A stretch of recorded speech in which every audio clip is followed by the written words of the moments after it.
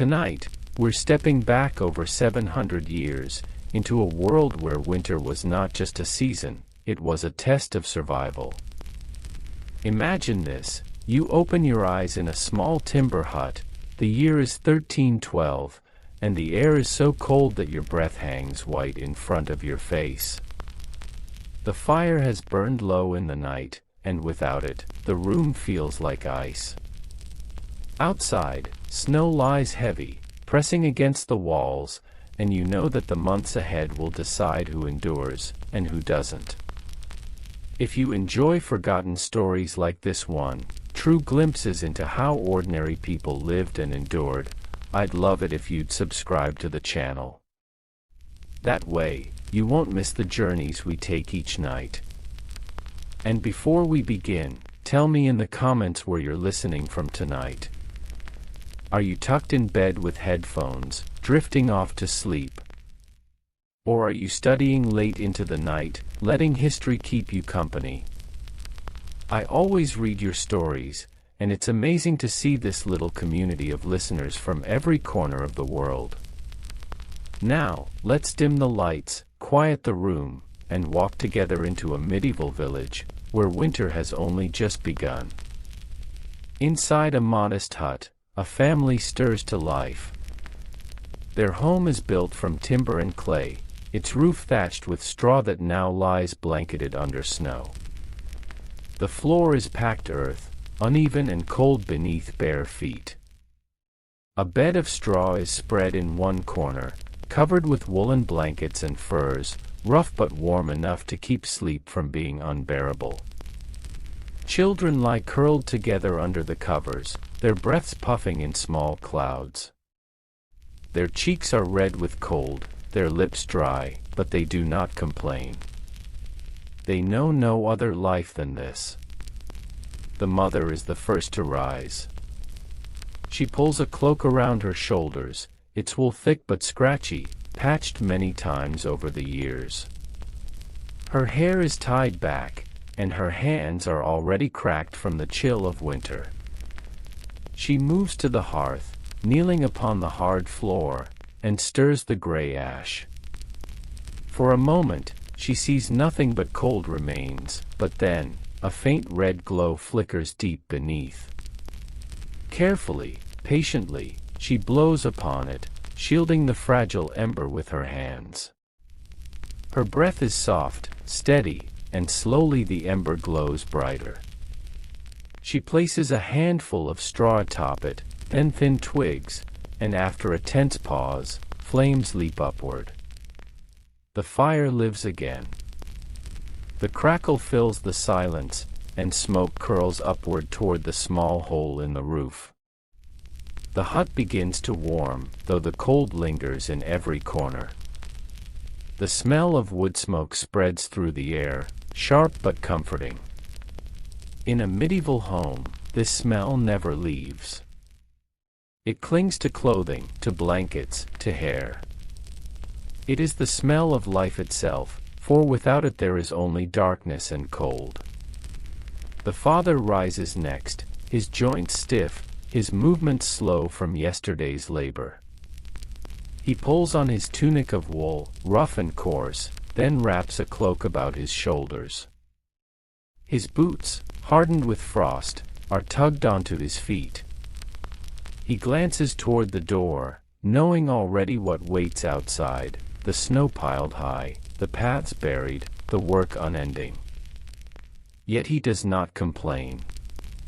Survival is work, and work begins before the sun has risen. Breakfast is prepared quickly.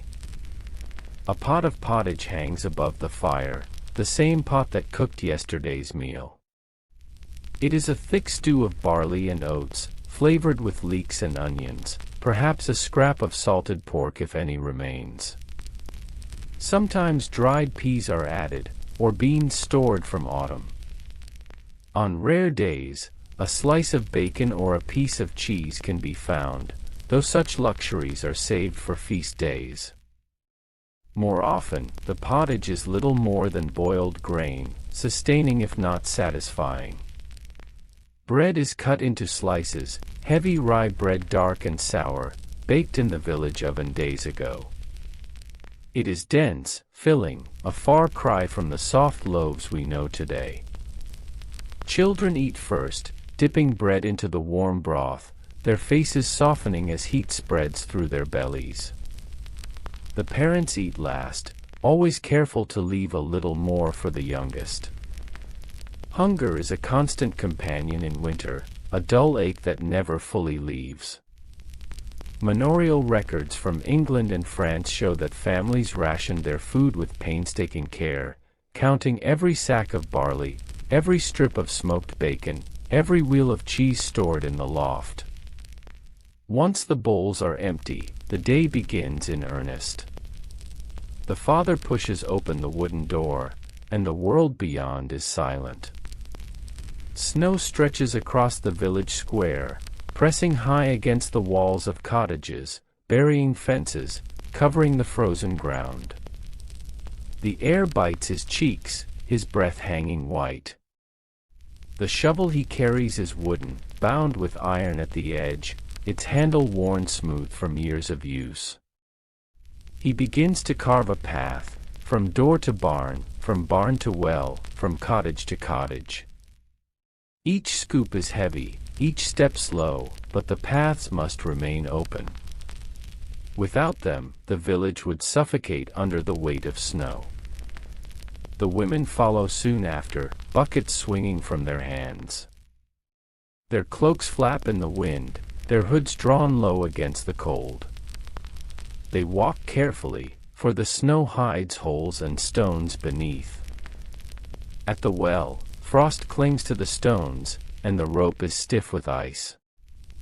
The water lies beneath a thick sheet, frozen hard, but they strike it with iron bars, blow after blow, until cracks spread and water gleams black below.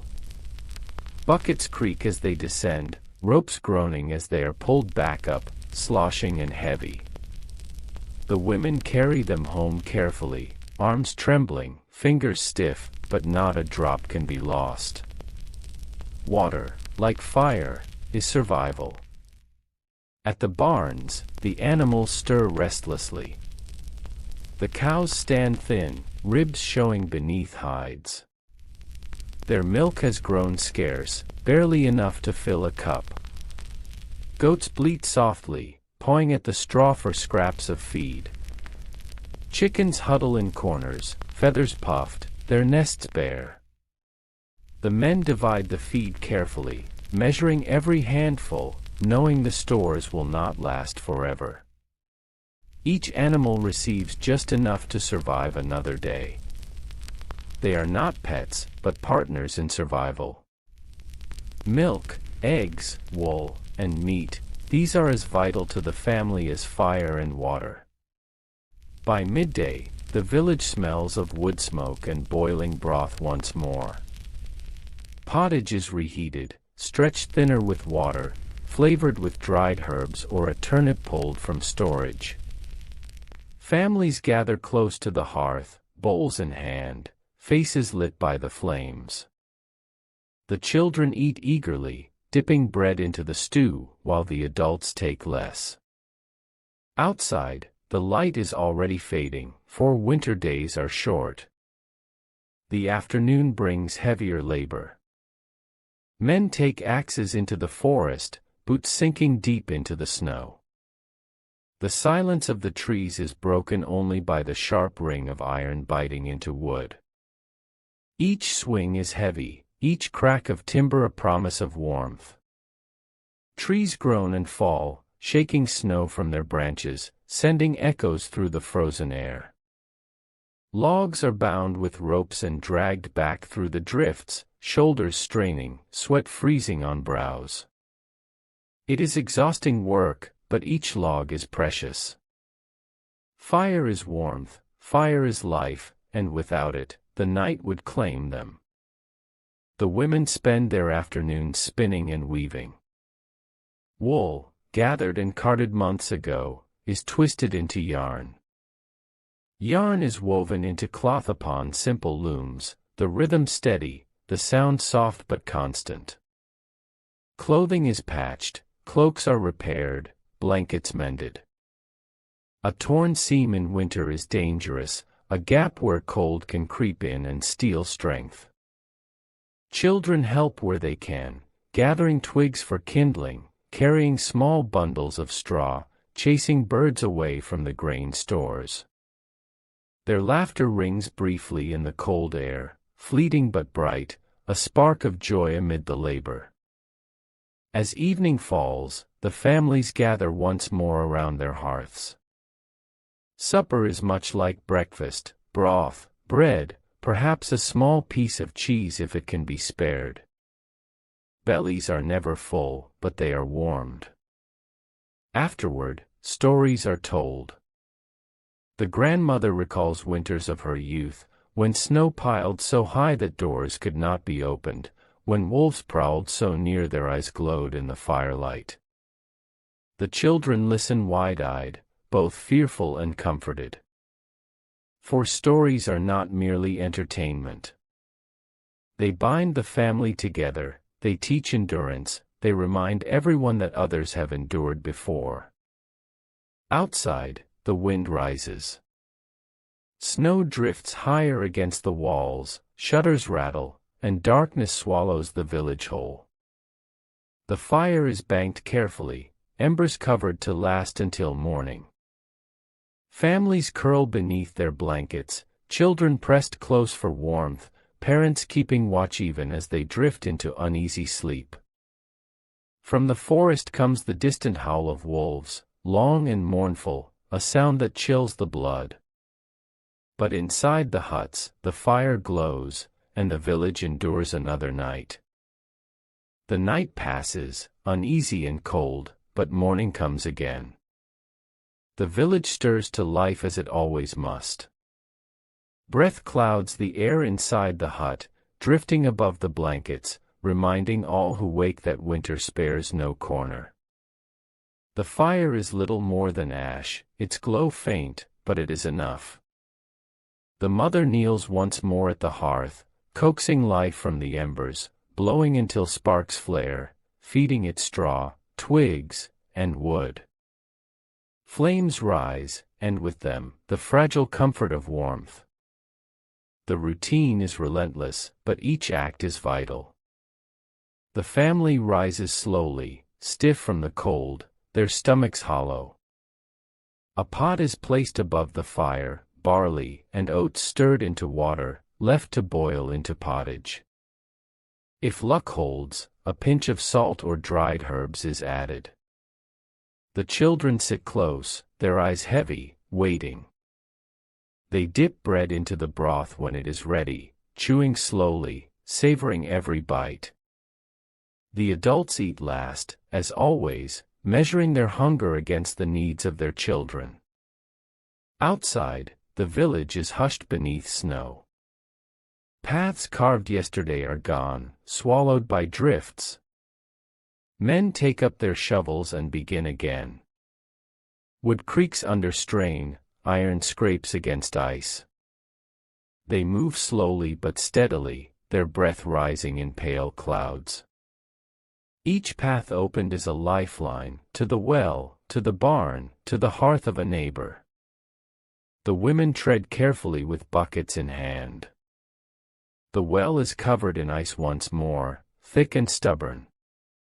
Strikes of iron ring out, echoing across the village, until water appears again in the black depths below. Buckets descend, ropes groan, and with effort they are pulled up, heavy with cold water. The women return with steady steps, their hands raw from the rope, their arms trembling under the weight. In the barns, the animals stand thin and weary. Their breaths plume in the air, their hoofs stamp against frozen earth. Feed is scarce, but each creature receives a share. The cows give little milk, yet they are tended with care. Goats nibble at what is offered, chickens huddle together for warmth.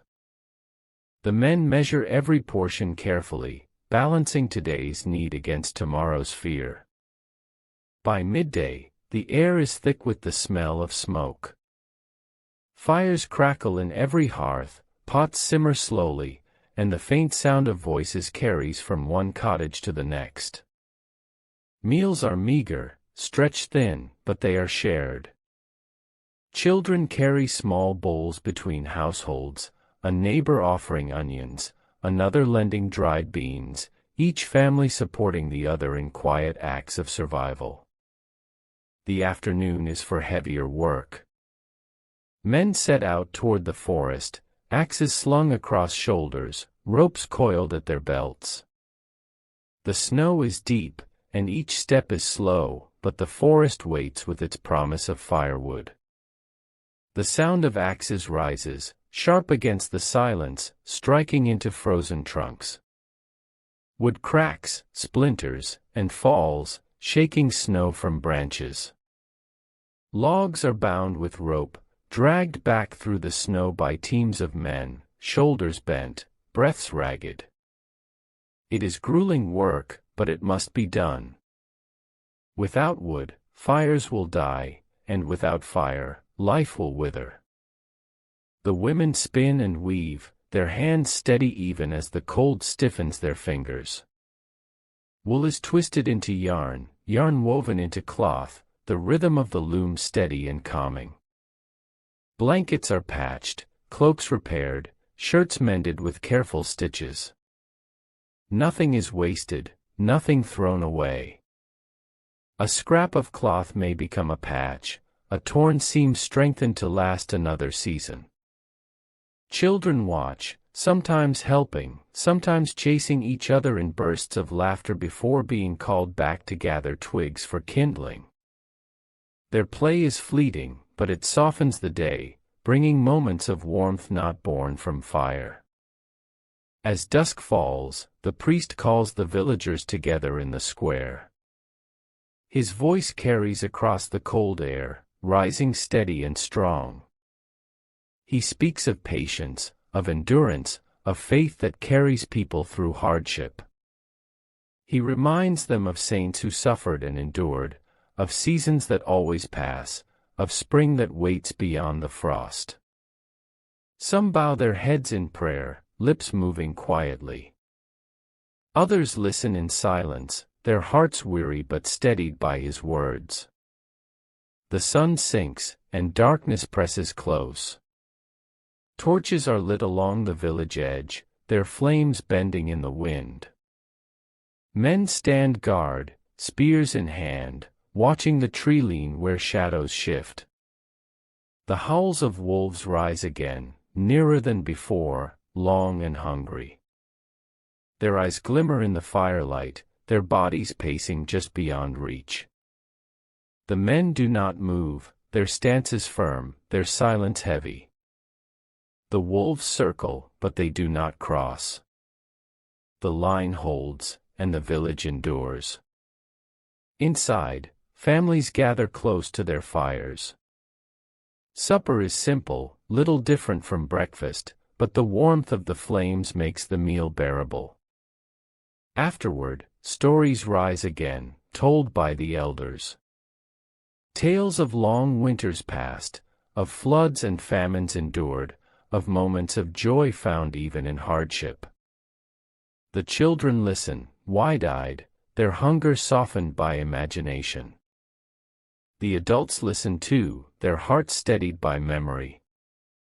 Night stretches long, broken by coughs, by shifting straw, by the howl of wolves beyond the torches. The fire is tended carefully, logs added one by one, each piece precious. Families huddle together beneath blankets, children pressed close, parents keeping watch even as their eyes grow heavy. Outside, the wind howls.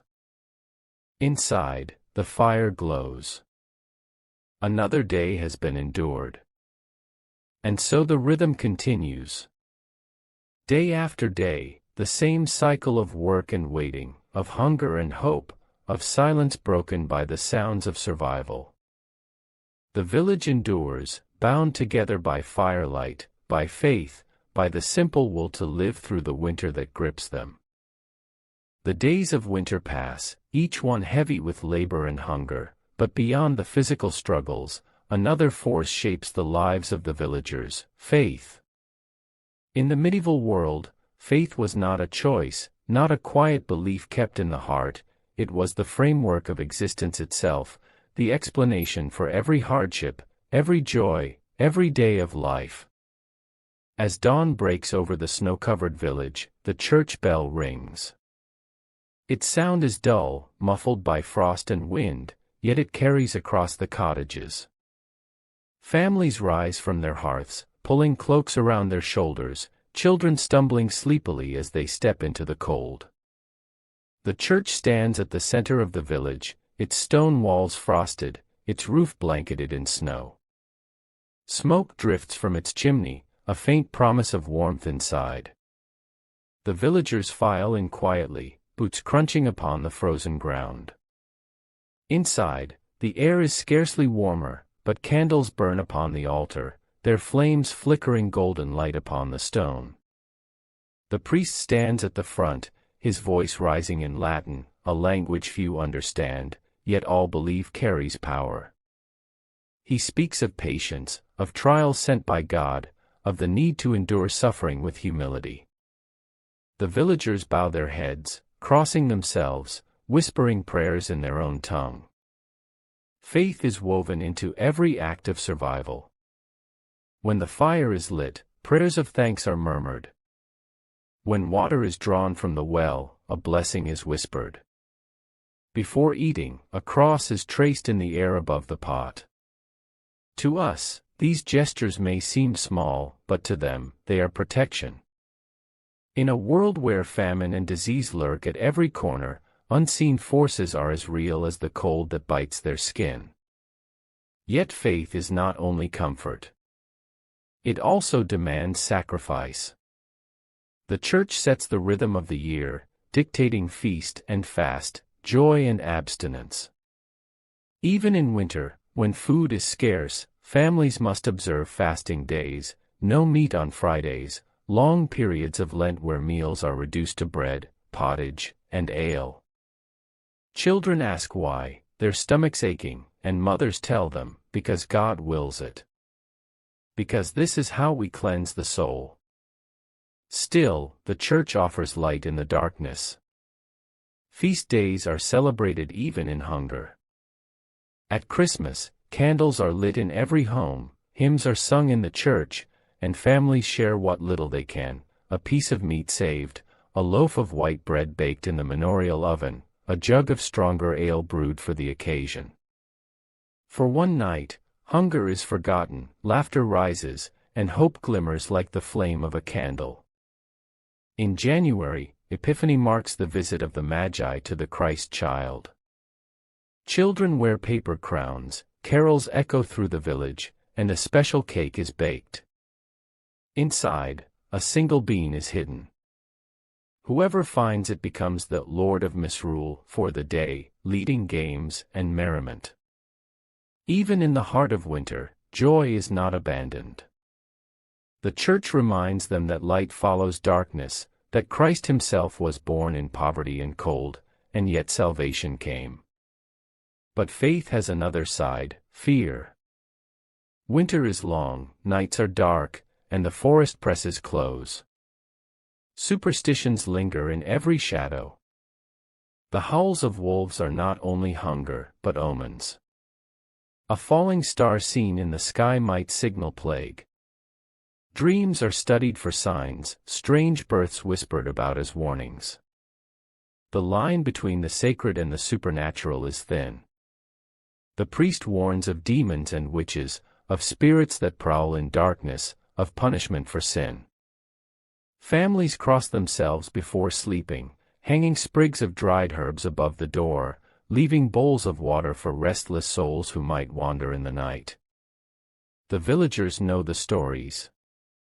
They know of the woman in a neighboring town accused of witchcraft, blamed for a winter illness that carried away children. They know of fields cursed, of livestock struck down, of barns burned after whispers of evil.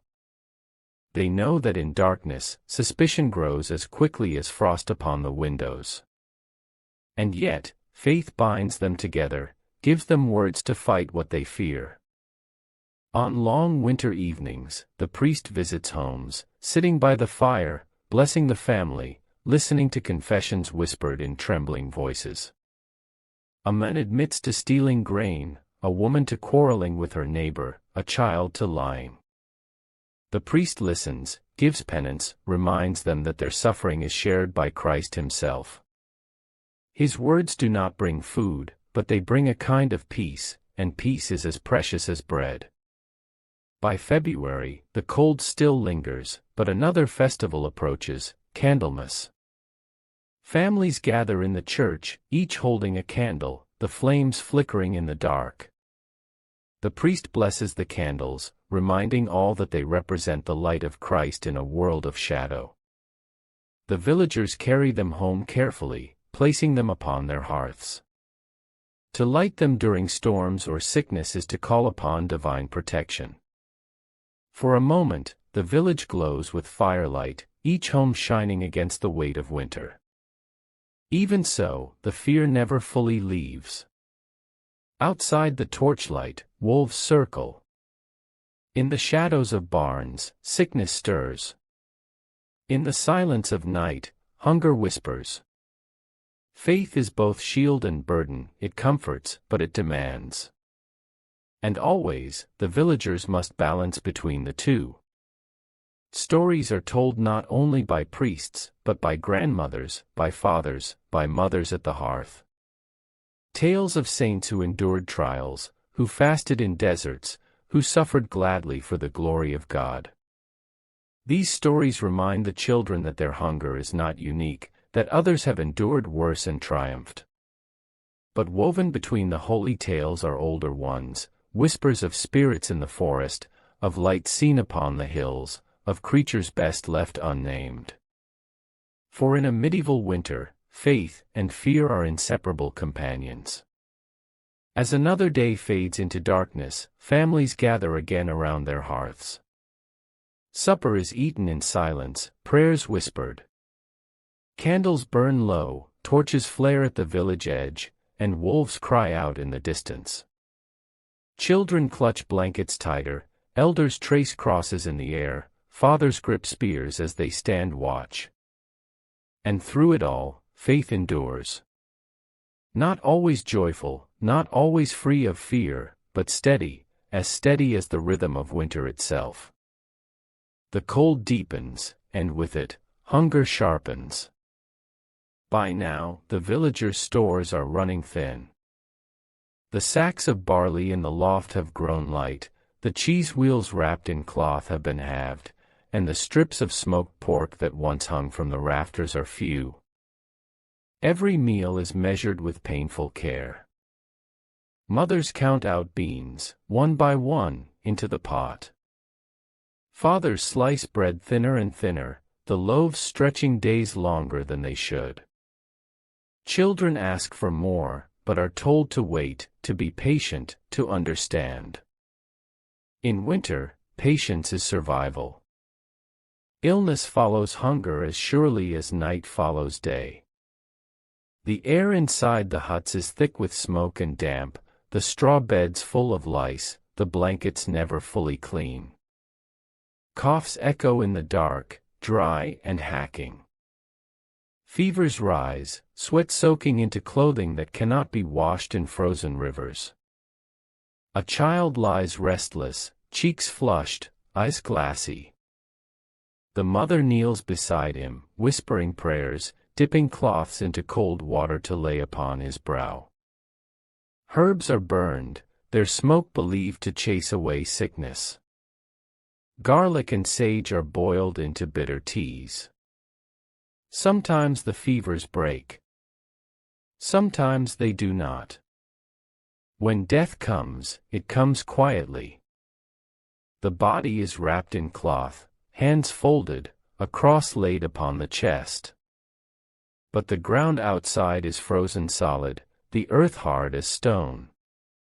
Men gather with picks and shovels, striking into the frost, blow after blow, sweat freezing on their brows as they carve a grave from the frozen soil. It is slow work, but it must be done. The priest leads prayers, his voice steady, reminding the living that suffering on earth is the price of paradise in heaven.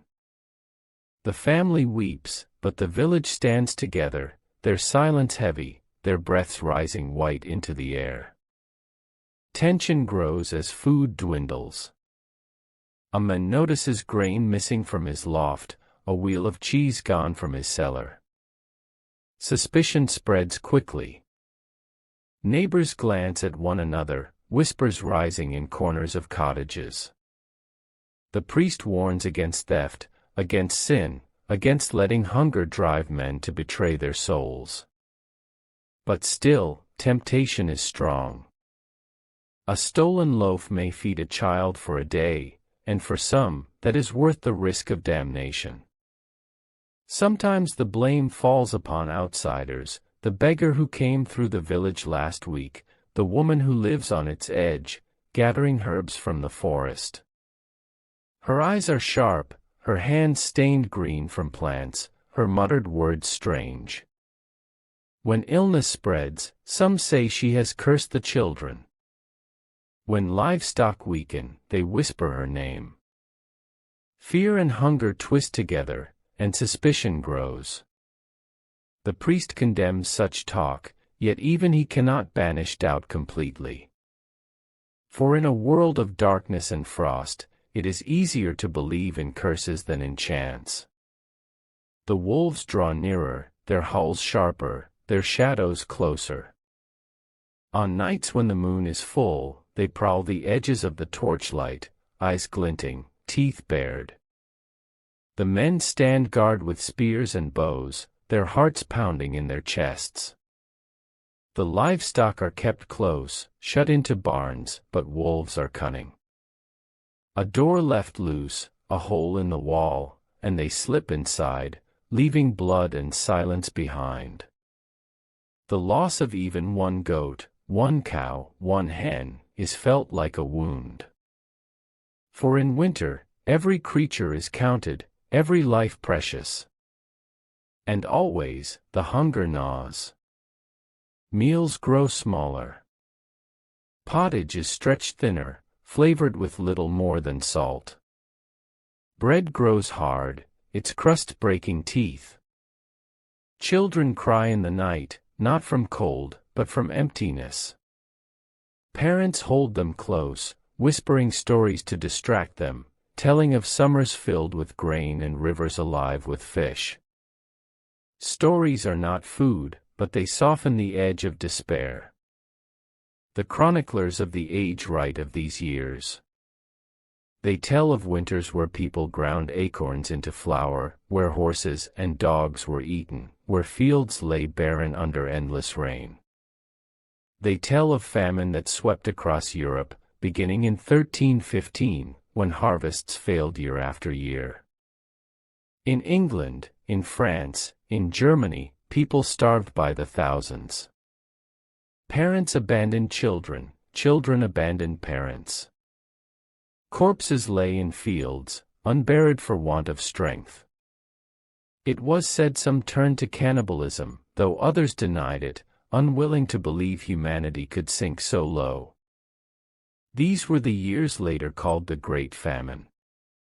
Our village knows whispers of it, even if they are spared the worst. They hear of markets in nearby towns where no grain can be bought, where a loaf of bread costs more than a day's wages, where men fight over scraps. They hear of travelers collapsing by the roadside, of pilgrims begging at every door. The villagers cross themselves, praying their stores will last, praying their children will live, praying that spring will come before hunger takes them. And yet, life continues. The fire is lit each morning. Water is drawn from the well. Animals are fed, children clothed, fields checked even beneath the snow. The rhythm endures, not because it is easy, but because there is no other choice. Faith is spoken at every turn, whispered before meals, murmured beside sickbeds, cried out during burials. Fear lurks in every shadow, but so too does faith.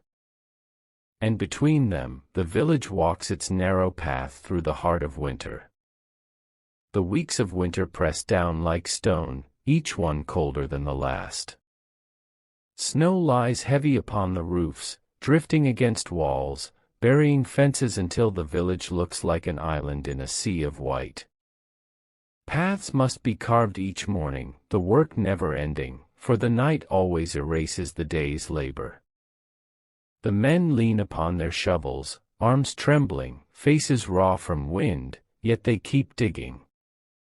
Each path is not just a way through snow but a line of survival. Without them, the well cannot be reached, the animals cannot be fed, and neighbors cannot help one another. Inside the huts, the smoke hangs heavy, stinging eyes and throats. The fire must never die, yet every log burned is a log gone forever.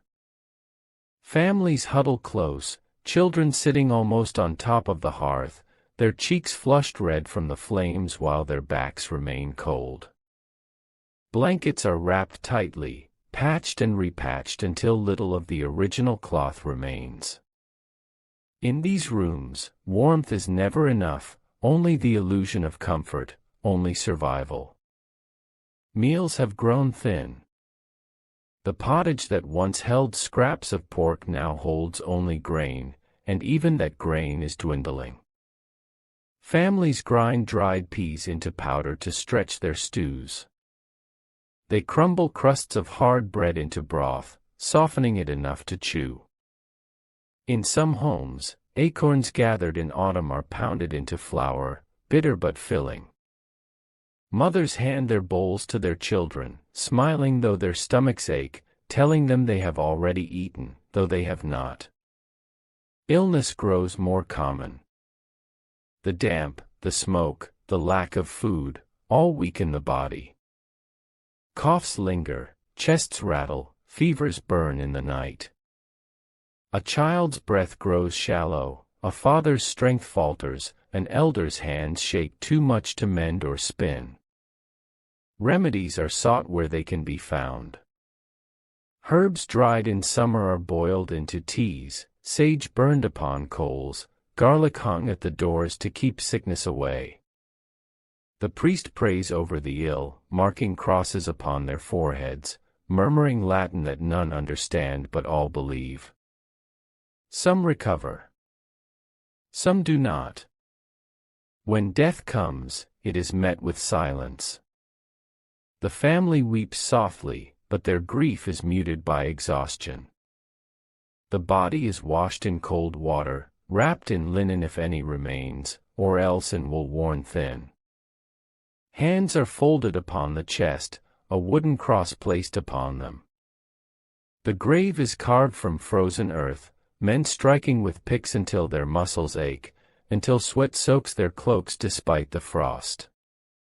The priest leads the words, steady and unbroken, promising eternal rest, promising paradise beyond the suffering. The villagers stand together, heads bowed, breath rising white into the air. Yet life does not pause for grief. The fire must still be lit, the animals still fed, the snow still cleared. A widow returns from burying her husband only to kneel at the hearth, coaxing embers back to life. Children return from their father's grave only to fetch water from the well. Death is sorrow, but survival does not wait. Fear sharpens hunger. A man wakes to find grain missing from his loft. Another swears his last wheel of cheese has vanished. Whispers spread, who would steal from neighbors in such times? Accusations rise, eyes dart toward the poor, the desperate, the strange. The priest warns against sin, against letting hunger breed division, but words cannot silence suspicion. One night, a man is caught with a loaf not his own, and though the priest begs for mercy, anger flares. The thief is beaten, his cries echoing in the dark. Hunger makes beasts of men as surely as it makes prey of cattle. Whispers of witchcraft creep into the talk. A woman who gathers herbs is seen muttering to herself, and when 2 goats die in one night, her name is spoken with dread. A child falls ill, and neighbors murmur that she cursed him. The priest condemns such talk, reminding all that only God holds power over life and death, yet even he glances uneasily when she passes. In darkness, superstition grows like mold, feeding upon fear. The wolves grow bolder still. Their howls pierce the night, long and hungry, echoing through the trees. Men stand guard with torches, spears gripped tightly, eyes scanning the shadows. Sometimes they see nothing but glowing eyes, moving low between the trees. Other times, they hear the snap of twigs, the rush of paws. A goat is taken, blood staining the snow, its cries silenced too quickly. In the morning, only tracks remain, winding back into the forest. The villagers spit upon the ground, cursing the beasts, but inside they know, the wolves are not just animals. They are the hunger of winter made flesh, circling always, waiting for weakness. At night, stories grow darker. Around the fire, elders speak of winters past when famine was so deep that men boiled bark for food, when children were found wandering alone, their parents gone. They tell of times when wolves came not in 2s or 3s, but in packs that swarmed into villages, tearing down doors, dragging animals and men alike into the snow. These tales are told to frighten children into obedience, but they also remind the adults of what they fear most, that winter is not merely a season, but a test, and many will not pass it. And yet, even in these hardest days, small sparks of humanity remain. A neighbor shares a loaf though he cannot spare it. A mother sings softly to a child racked with coughs. A father carves a toy from wood, placing it in his son's hands though his own are cracked and bleeding. The priest blesses a cottage, leaving behind a candle to burn through the night. These small acts do not banish hunger or sickness, but they remind the people that they are not alone. And sometimes, that is enough to keep despair from consuming them. The days shorten still further, though each one feels endless. The sun rises pale and weak, skimming low upon the horizon before slipping once more into darkness. The villagers begin to forget what warmth felt like. They no longer speak of summer meadows or harvest feasts, for those memories feel like tales from another world. Instead, they speak only of the tasks before them, the fire to keep alive, the animals to tend, the water to fetch, the snow to clear. Conversation is practical, stripped bare of anything that does not serve survival. Hunger sharpens tempers. Neighbors who once laughed together at the well now argue over small matters, who took more water, who borrowed tools and failed to return them, who walked a path that belonged to another man's labor. Suspicion spreads as quickly as frost across the ground. The priest reminds them that division is the devil's weapon, but his words cannot always soften the sharp edges of hunger. A loaf missing from a storehouse can become the spark of fury, and in the cold, anger burns brighter than reason. Children feel the weight of winter in their own way. Their games grow fewer, their laughter rarer. Where once they chased each other through the fields, now they trudge through snow, gathering twigs, carrying small loads of wood. Their cheeks are hollow, their eyes heavy, yet they still cling to play when they can. A boy carves a figure from wood, a small horse with clumsy legs. A girl hums to herself as she braids straw into a doll.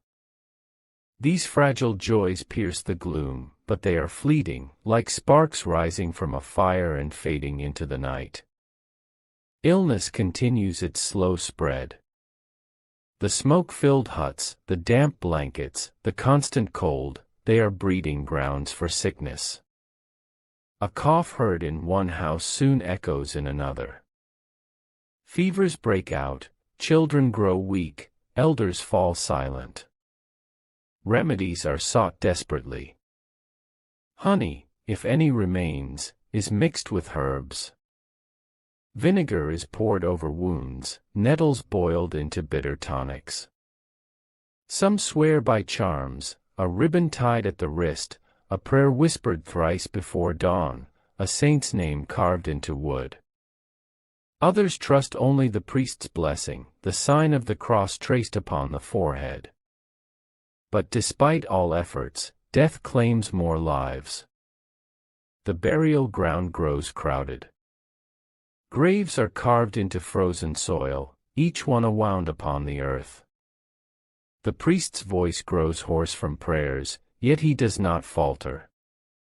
He speaks of paradise, of peace beyond the suffering, of souls released from the trials of this world. Families weep, their tears freezing upon their cheeks, their cries muffled by scarves. Yet the work of survival cannot stop for grief. The living return from burials to tend fires, to mend cloaks, to stretch meals thinner still. Wolves test the edges of courage. On nights when the torches gutter in the wind, their howls rise closer, echoing between huts. Men stand with spears, their hands numb, their eyes fixed upon the tree-lean. Once, a wolf lunges too near, and a spear finds its side. The beast falls, blood staining the snow. Its pelt is skinned, its meat salted, dangerous food, but food nonetheless. The villagers give thanks, crossing themselves, whispering that perhaps God sent the beast for their need. Yet they also glance uneasily at the forest, knowing more weight beyond, hungrier still. The weight of despair presses heavier than the snow. Nights stretch endlessly, broken by coughing, by cries of infants, by the scrape of logs placed upon coals. Parents whisper to one another in the dark, wondering how long their stores will last, wondering if they will see spring. Some admit their fear aloud, others bury it deep, but all feel it gnawing. The priest visits homes by torchlight, speaking softly, blessing hearths, urging faith. His presence brings comfort, but even he cannot banish hunger from bellies or coughs from lungs. Yet even in this darkness, rituals continue. At midwinter, candles are lit, hymns sung in the small church. Families share what they can, even if it is little more than bread and broth. Children smile faintly as carols echo, the light of flames reflecting in their wide eyes. For a moment, the weight of winter lifts, replaced by the promise of renewal. The villagers cling to these moments, storing them like precious grain against despair. But the hardest stretch of winter is yet to come. The deep weeks between January and February, when stores are lowest, when cold is fiercest, when sickness runs deepest. The villagers know it. They feel it in their bones, in the hollowness of their bellies, in the silence of their barns. And still, they rise each morning. They stir the fire, they fetch the water, they tend the animals, they clear the paths. They endure, because there is no other way. The cold clings to every surface, sharper now than in weeks before. Frost forms along the walls of cottages, painting the wood in white crystals that glitter faintly in the dim light. Even inside, where fires burn without pause, the cold seeps through gaps in the walls, through the floor, through the very air. Families sit close to the hearth, their bodies pressed together, sharing what warmth they can. Blankets are pulled high, cloaks wrapped tight, but the chill remains. It is the constant companion of every breath, every hour, every day. The stores grow lighter still. A mother shakes the last grain from a sack, her hands trembling as she tips it into the pot. A father cuts bread so thin that it tears in his hands. A child asks when there will be meat again, and the mother smiles softly, saying, "Soon," though she knows the truth. The salted pork is long gone, the smoked fish eaten, the cheese hard and dwindling. Hunger is no longer an ache. It is a hollow that never leaves, a gnawing emptiness that shapes every thought. Illness follows hunger like a shadow. In one house, a girl lies feverish, her breath shallow, her skin hot to the touch. Her mother dips cloths into water, pressing them to her brow, whispering prayers. In another, an old man coughs blood into his hands, the sound echoing in the small hut. The priest is called again and again, his steps weary as he walks from cottage to cottage. He carries with him a book of prayers, a vial of holy water, and the steady cadence of his voice. He blesses the sick, marks their foreheads with the sign of the cross, and speaks of endurance, of trials sent to strengthen the soul. Some rise from their beds in days. Others do not. The ground outside is frozen, yet graves must still be dug. Men take turns, striking the iron tips of their tools into the soil, the sound carrying across the silent fields. Each blow chips away only a handful of earth. It takes hours to carve even the shallowest of graves. The priest leads the funeral, his breath forming clouds as he speaks of eternal life, of heaven's warmth, of an end to suffering. Families stand in silence, the cold biting their faces, tears freezing before they fall. When the body is lowered, the villagers cross themselves, and then they return to their work, for there is no rest from survival. Tension simmers beneath the surface of the village. Hunger makes tempers sharp, suspicion quick. A man claims that his storehouse has been raided, grain stolen in the night. Another says his goat has gone missing, though no wolf tracks were found. Eyes turn to neighbors, to those who have less, to those who live alone. Whispers spread like frost across a windowpane, quiet but relentless. The priest warns against envy, against theft, against allowing the devil to take root in their hearts. Yet even he cannot quiet the hunger that drives suspicion. Superstition grows. A woman who gathers herbs is accused of ill intent. Her garden, buried under snow, is remembered, strange plants, dried roots, leaves tied into bundles. When a child falls sick, her name is whispered. When a cow gives no milk, she is blamed. Fear sharpens the villagers' tongues, for in a world where explanations are scarce, it is easier to see a curse than to accept chance. The priest defends her, reminding them that herbs are gifts of God, but unease lingers. The line between healer and witch is thin, and winter is a season where such lines are often crossed in the minds of the desperate. The wolves remain, their cries slicing through the night. They circle at the edges of torchlight, eyes glowing, bodies low and silent. Sometimes they are seen in daylight, slipping between trees, their pelts blending with the shadows. Livestock are guarded closely, barns strengthened with planks and stones. Yet still, a goat disappears, a chicken is found torn. The men curse, gripping spears tighter, their hands numb but steady. Wolves are hunger made flesh, and the villagers see in them a reflection of their own desperation. And yet, amid all this hardship, life does not stop. Fires are still lit each morning. Water is still drawn from the well, buckets creaking as they rise heavy from the depths. Children still carry twigs for kindling, their laughter faint but real as they stumble in the snow. Women still weave at looms, their hands steady even as their fingers crack from the cold.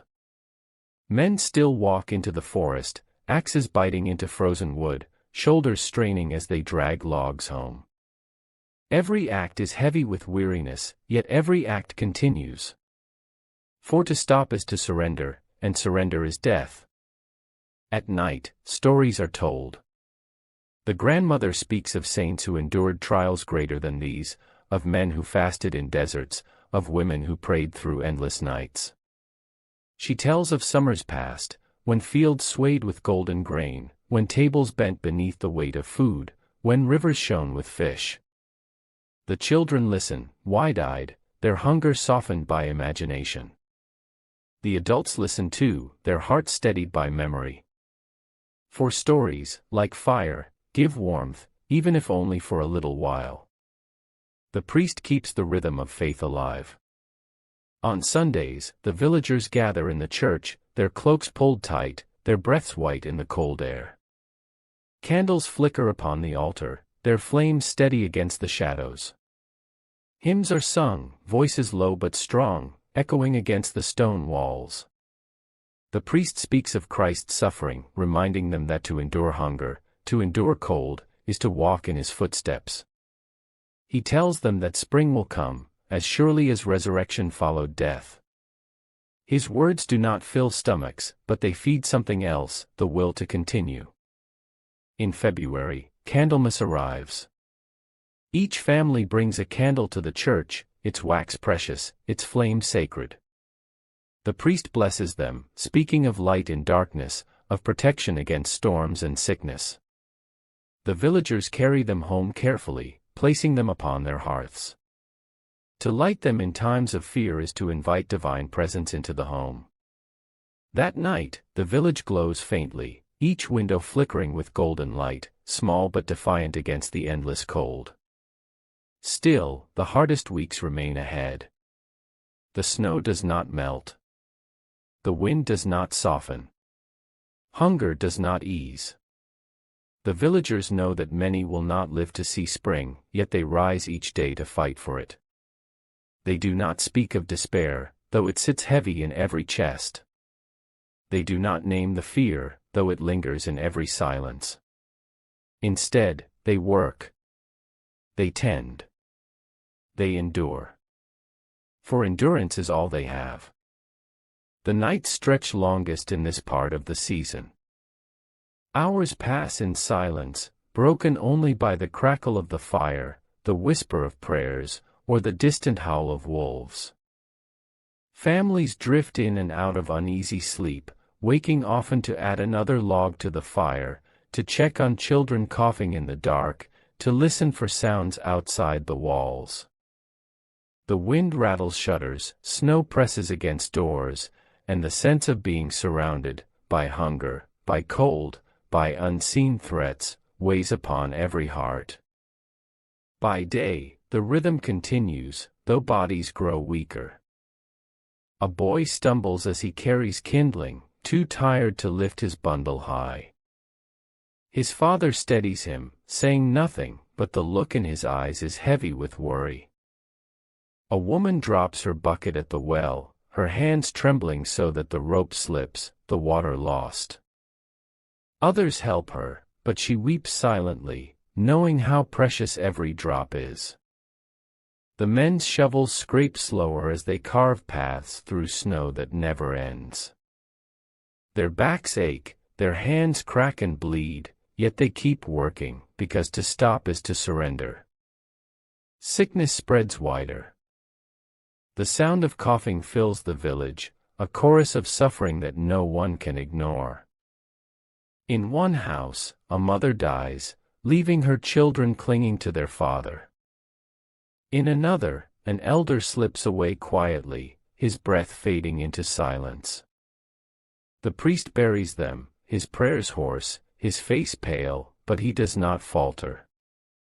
He tells the villagers that suffering on earth earns peace in heaven, that their trials are seen by God, that their faith will be rewarded. His words are steady, though his eyes are hollow with fatigue. Hunger drives people to desperate measures. In some homes, rats are trapped and cooked over the fire. In others, dogs are slaughtered, their absence mourned even as their meat is eaten. A horse, too weak to stand, is killed, its flesh divided among families, salted, boiled, consumed with trembling hands. No one speaks of shame, for survival leaves no room for pride. They cross themselves before eating, whispering apologies to the beasts that once served them, asking forgiveness as they chew each bite. Tales drift into the village from travelers, of towns where markets are empty, where bread costs more than gold, where men fight in the streets for scraps. Stories of famine, of thousands dead, of fields ruined by endless rains. Some villagers cross themselves and look away, not wanting to hear.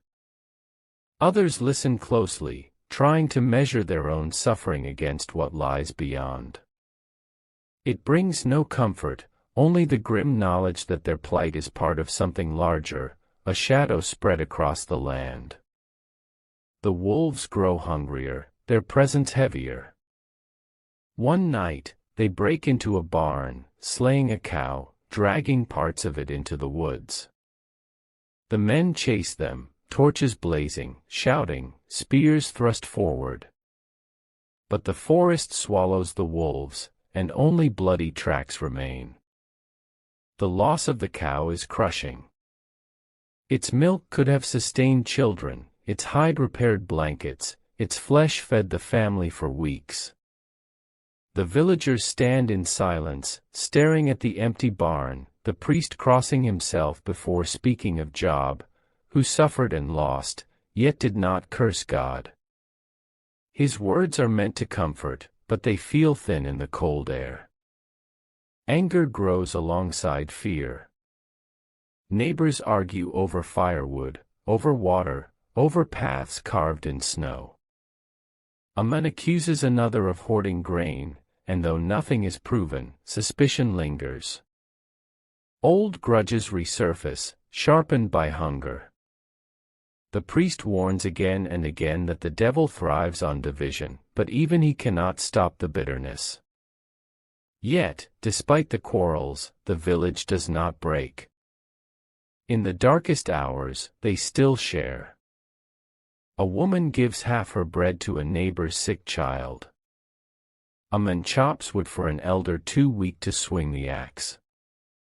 A boy offers his cloak to his sister, shivering though he does.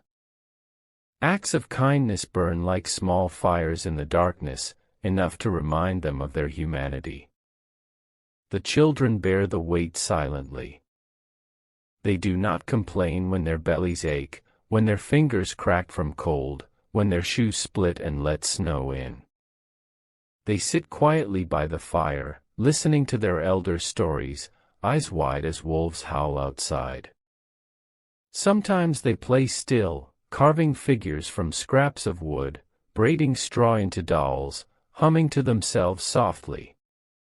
Their laughter is thin, but when it comes, it lifts the whole hut, a fragile sound of life persisting.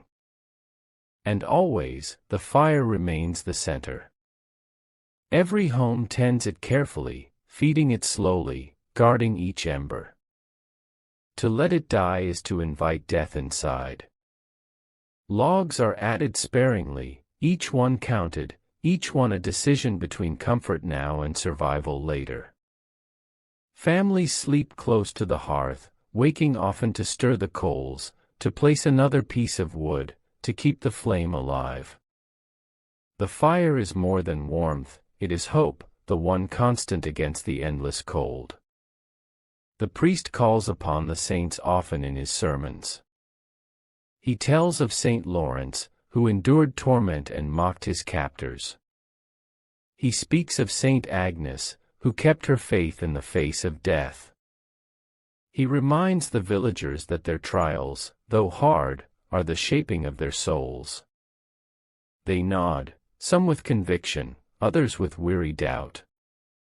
Yet they keep attending, keep praying, keep lighting candles, because faith is the thread that holds them together when all else is torn.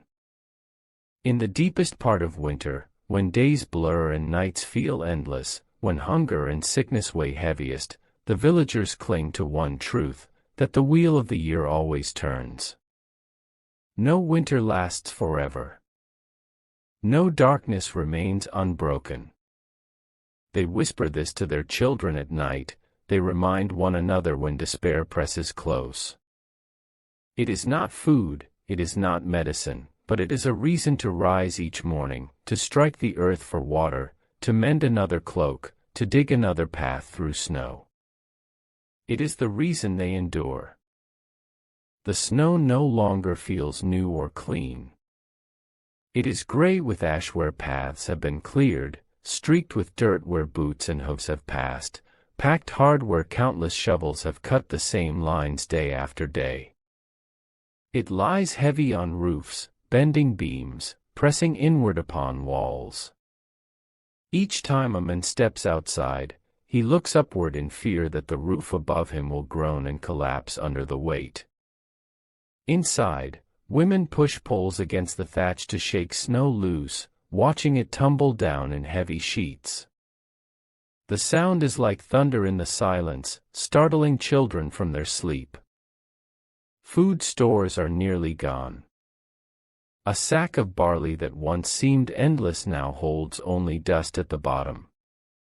The cheese has grown so hard that knives cannot cut it, and mothers strike it with hammers, breaking it into fragments for stew. The last strips of dried pork are boiled into thin broth, the meat melting away into water that tastes faintly of salt and smoke.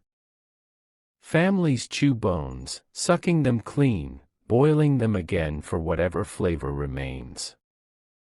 Hunger has ceased to be an ache and has become a constant presence, a shadow that follows every step. The villagers' bodies weaken. Men lean upon their shovels longer after each strike, pausing to breathe heavily. Women carry water with slower steps, their arms trembling beneath the buckets. Children move less, their games forgotten, their laughter silenced by weariness. Faces are hollow, eyes sunken, hands cracked and raw. Yet still they labor, because to cease is to die. Sickness cuts deeper. One hut is quiet for days until smoke no longer rises from its chimney. Neighbors force open the door to find silence within, bodies lying together beneath blankets, the fire dead. The priest blesses them where they lie, his lips pale as he whispers prayers. Men carry them out, burying them together, speaking no words except the prayers required. Such sights become more common, each one a wound upon the community, each one a reminder that winter does not relent. The wolves grow bold. They do not wait for night but stalk in the dusk, their forms seen moving low among the trees. Their howls echo even as the villagers eat their supper, a chorus that makes children clutch their bowls tighter, that makes men grip their spears even indoors. Torches are lit earlier now, spears leaned by doors. One evening, a wolf slips into the village, drawn by the smell of meat boiling. Shouts rise, torches flare, and the beast flees, but its tracks wind through the square, a sign that no wall, no torch, no spear can fully keep hunger out. The priest grows weary, but he does not falter. Each morning, he stands in the church, his breath white as he speaks of endurance, of faith, of trials that refine the soul like fire refines iron. He tells them that every hunger pang is a prayer, every cough an offering, every hardship a step closer to paradise. Some believe him wholly, kneeling with tears streaming. Others listen in silence, their hearts too heavy to believe, yet they attend still, for even words they cannot feel are better than silence. Quarrels rise more often now. A man accuses his neighbor of stealing wood, another claims his grain was taken, a woman whispers that her herbs were cursed by jealous eyes. Voices rise, sharp and bitter. The priest intervenes where he can, reminding them that division is death, that they must hold together. Sometimes his words succeed, and hands clasp again. Other times, suspicion lingers, glances sharpen, and the village feels itself splitting at its seams. And yet, even now, kindness is not gone. A mother with nothing but broth in her pot still invites her neighbor's child to share. A man with 2 logs left brings one to the widow who has none. A boy gives his cloak to his sister though his own arms shiver. These acts do not fill bellies or banish cold, but they keep despair from ruling fully.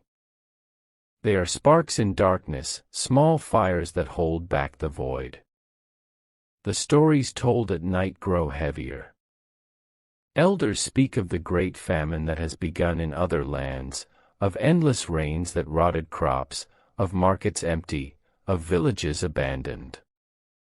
They speak of rivers flooding, of fields drowning, of cattle dead in the mud. They say tens of thousands have died, and more will die before the famine ends.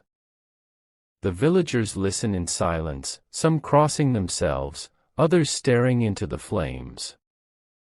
They whisper prayers that their own harvest will return when spring comes, that they will not share the fate of those far away. Children listen too, eyes wide, not fully understanding but feeling the weight in the air.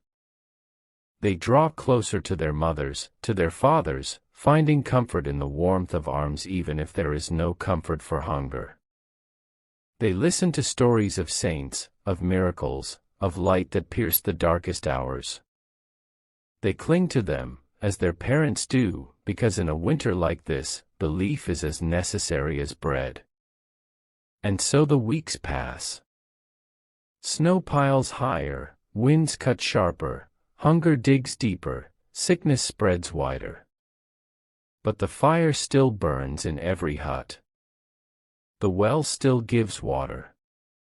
The animals, though thin, still live.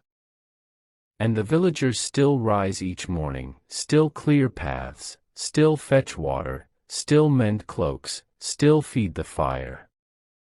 Each act, repeated endlessly, is an act of defiance against the season that seeks to claim them. Each ember coaxed to life is a promise, however fragile, that they will endure until the wheel turns and spring returns. The first sign is so small that many miss it. A drop of water falls from the edge of a roof, cutting a tiny hole into the snow below. The sun lingers a little longer in the sky, its light weak but steady, its warmth faint but real. The wind, though still sharp, carries with it a different note, not the endless bite of winter, but the suggestion of change.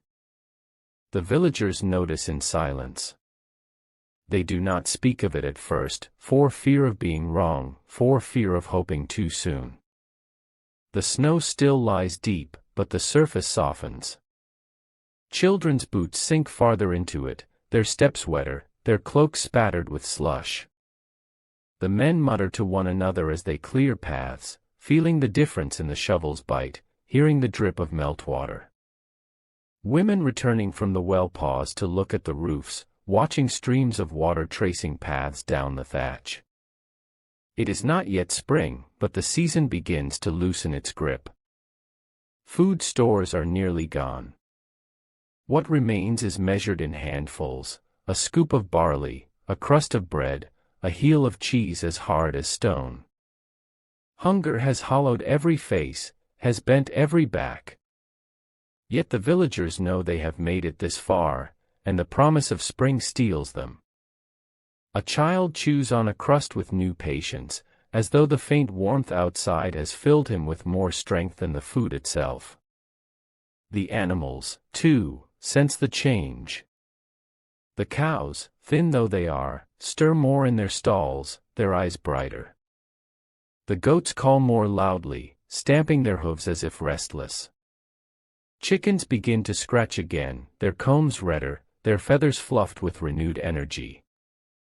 Life stirs faintly, pushing back against the long stillness. The villagers smile at these signs, small though they may be, for they are reminders that the world still turns.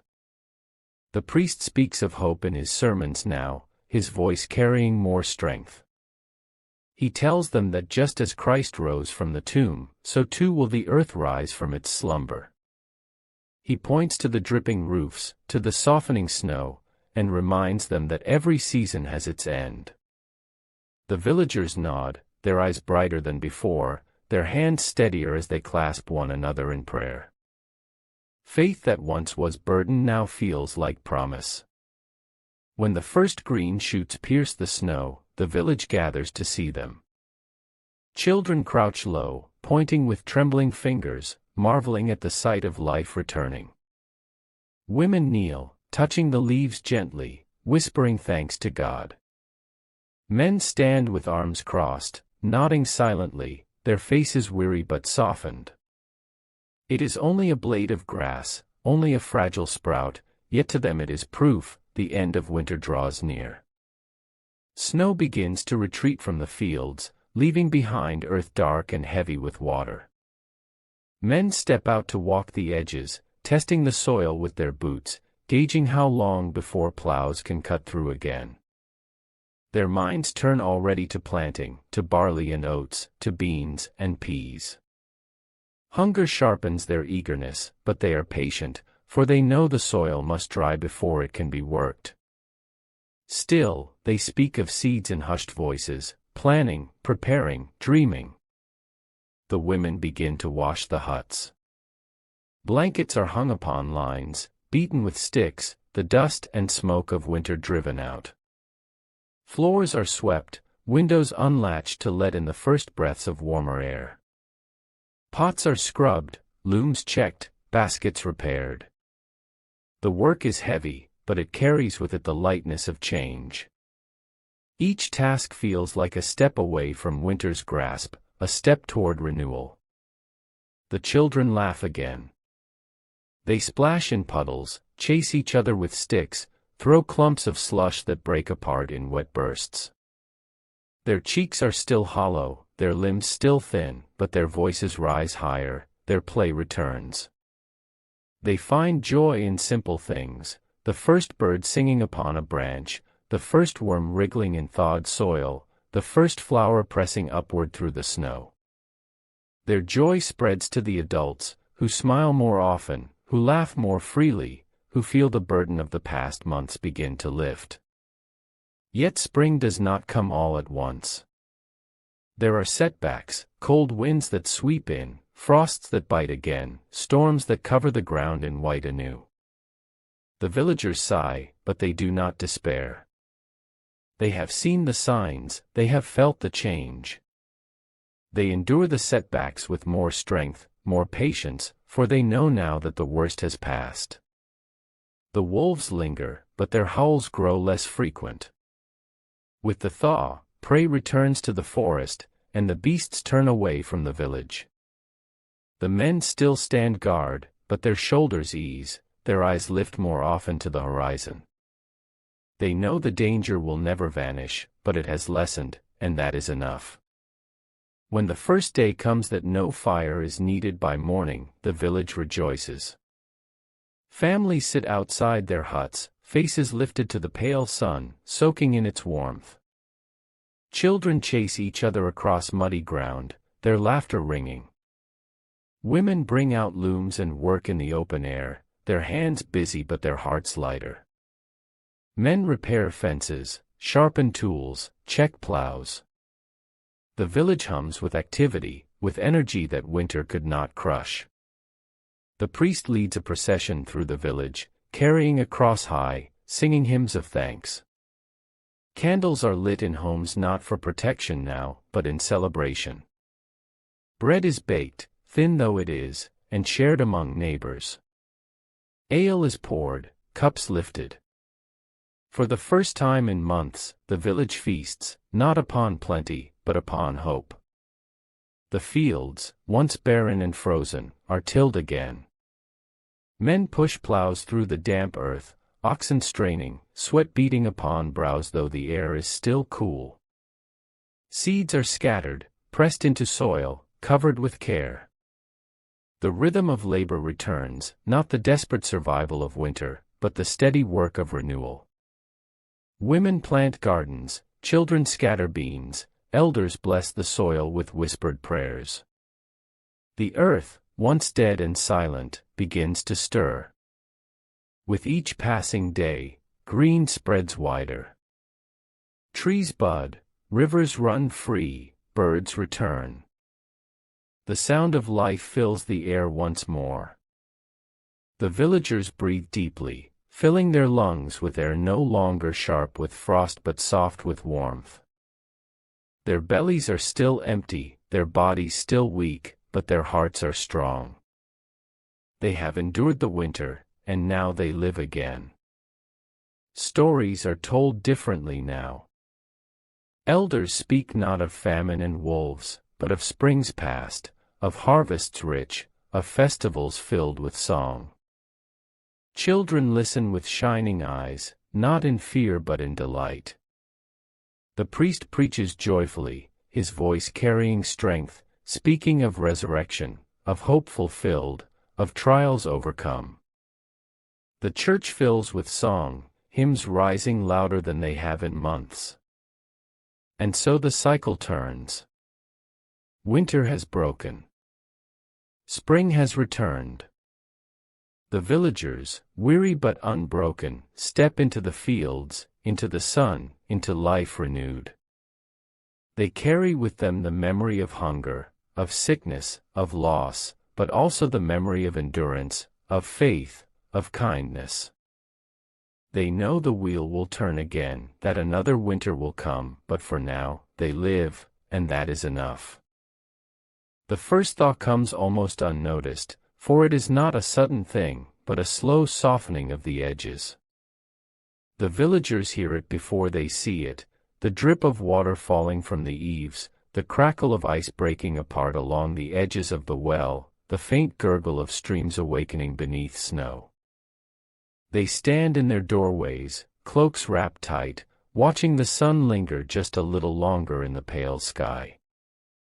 The cold still bites, the wind still cuts, but there is something different now. The grip has loosened. Snow still lies deep, but its surface changes. No longer is it a hard, unbroken crust. Now boots sink deeper, feet come away wet, and the paths carved so carefully begin to melt at their edges. Slush fills the ruts, puddles gather in the square, the air carries a damp smell rather than the sharp sting of frost. The villagers smile quietly, not daring to celebrate yet, but feeling hope stir in their hollow bellies. Food stores are nearly gone, yet hope sustains them as much as broth or bread. A woman sets the last handful of barley into the pot, stirring it into thin water, watching it boil with patient eyes. A man slices a crust so thin it crumbles in his hand, handing the pieces to his children before taking any for himself. They have endured months of hunger, but now they endure with lighter hearts, for they believe they will soon be rewarded. The animals sense it too. The cows, though gaunt, move more restlessly in their stalls.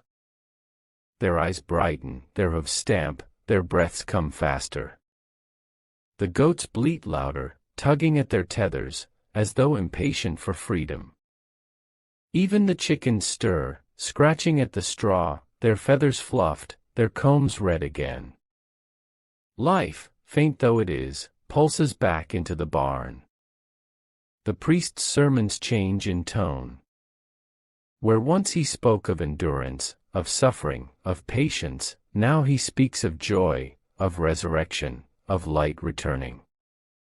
He points to the dripping roofs, to the softening snow, and tells the villagers that just as Christ rose from the tomb, so too does the earth rise from its slumber. His voice carries with new strength, and the people nod, their eyes shining more brightly than they have in months. When the first blade of green pierces the snow, children gather around it, pointing with trembling fingers, marveling at the fragile miracle. Women kneel to touch it gently, whispering thanks. Men stand with folded arms, nodding silently, hope softening the hard lines of their faces. It is only a sprout, but to them it is proof beyond doubt, winter is ending. The fields, once silent under ice, begin to emerge in patches of black earth. Men test the soil with their boots, feeling the wetness, gauging how long until plows can cut through. They speak of seeds now, of barley and oats, of beans and peas. They plan with care, whispering of rows and furrows, of tools that must be mended, of oxen that must be fed well enough to pull. Their hunger sharpens their eagerness, but they are patient, for they know the earth must be ready. Women wash the huts as if sweeping winter itself away. Blankets are hung out to beat, sending up clouds of dust and smoke. Floors are scrubbed, windows unlatched to let in air no longer sharp with frost but soft with damp warmth. Baskets are mended, pots scoured, looms checked. Children carry loads of straw outside, laughing as they toss it into the air. The work is heavy, but it feels lighter than winter's endless tasks. The sound of laughter returns. Children chase each other with sticks, splash in puddles, fling clumps of melting snow that burst into spray. They find worms wriggling in thawed soil, marvel at birds singing again from the trees. Their cheeks are still hollow, but their voices are strong, and their laughter rings like bells across the square. Adults pause in their work to watch them, smiling, warmed more by the sound than by the sun. Yet the thaw is not steady. Frost returns in the night, storms sweep through with sharp winds and snow that blankets the ground once more. The villagers sigh, but they do not despair. They have seen grass, they have heard streams, they have felt warmth. They know now that such storms are but the last grip of a fading season. The wolves drift back into the forest. Their howls grow fainter, their shadows fewer. Prey returns to the woods, and the beasts follow. The men still stand guard, spears at the ready, but their eyes lift more often, their shoulders relax. The fear is not gone, but it is no longer constant. The villagers know that the beasts, like winter, have been endured. One morning, the fires are not needed. Families step outside, faces lifted to the pale sun, cloaks pulled loose.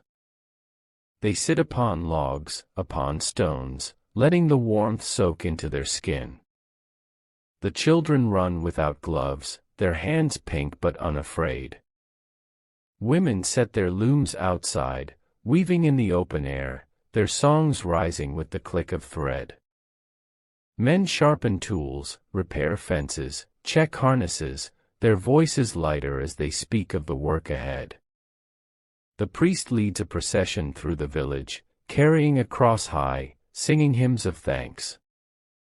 Families follow, holding candles now not for protection, but for joy. The church bell rings, its tone no longer muffled by frost but clear, echoing across thawed fields.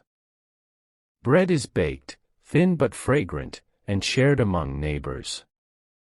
Ale is poured, cups lifted. For the first time in months, the village feasts, not on plenty, but on promise. The fields call. Plows cut into the damp soil, oxen straining, men pushing, mud clinging to boots. Seeds are scattered, pressed into earth, covered with careful hands. Women plant gardens, children drop beans into holes, elders whisper blessings over the furrows. The work is heavy, but each stroke of the plow is a song, each seed a prayer. The earth, once silent, begins to breathe again. Green spreads.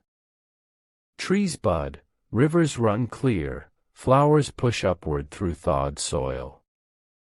Birds return in flocks, their songs filling the air. The village hums with sound once more, not of coughing or howling, but of life. Faces, though still thin, glow with color. Eyes shine, hands steady. Hunger is not yet gone, for the harvest is far ahead, but hope has already filled what food cannot. Stories change with the season. Elders speak not of famine or wolves, but of summers when the harvest bent wagons low, of festivals with song and dance, of weddings celebrated in fields of grain. Children listen with joy rather than fear, their imaginations painting pictures of abundance. The priest speaks of renewal, of Christ's triumph, of life conquering death. His voice rises stronger, his hands lift higher, his eyes shine brighter. And so the cycle completes. Winter, long and merciless, has been endured. Spring has returned, bringing life, bringing hope, bringing joy. The villagers carry scars, of hunger, of sickness, of loss, but they also carry strength. They have survived, together, bound by fire, by faith, by kindness. They know another winter will come, as it always does, but for now, they stand in the sun, breathing air that no longer bites, feeling warmth that no longer fades, living fully in the season of renewal. The wheel of the year turns on. And so, the long winter ends, not with sudden triumph, but with the quiet persistence of those who refuse to yield. They endured hunger, sickness, fear, and loss. They watched snow swallow their world, and still they rose each day to light the fire, to fetch the water, to feed the children, to pray for dawn. Now, with the sun warming their faces and the fields alive again, they carry with them the memory of suffering, but also the unshakable truth that even the hardest winters pass. Perhaps as you drift into sleep tonight, you can carry that lesson with you. No matter how long the cold season of life may seem, the wheel always turns, and warmth returns. If you found yourself imagining these lives as vividly as I did, I'd love for you to subscribe so you can join me on our next journey through forgotten history. And before you close your eyes, tell me in the comments, where are you listening from tonight? In bed, wrapped in blankets, or sitting in the quiet hours of study. Your stories are part of this community, and I always look forward to reading them. Now, close your eyes, breathe deeply, and let the echoes of medieval winters fade into the warmth of spring. Rest well, knowing that the story has ended, and tomorrow, another will begin.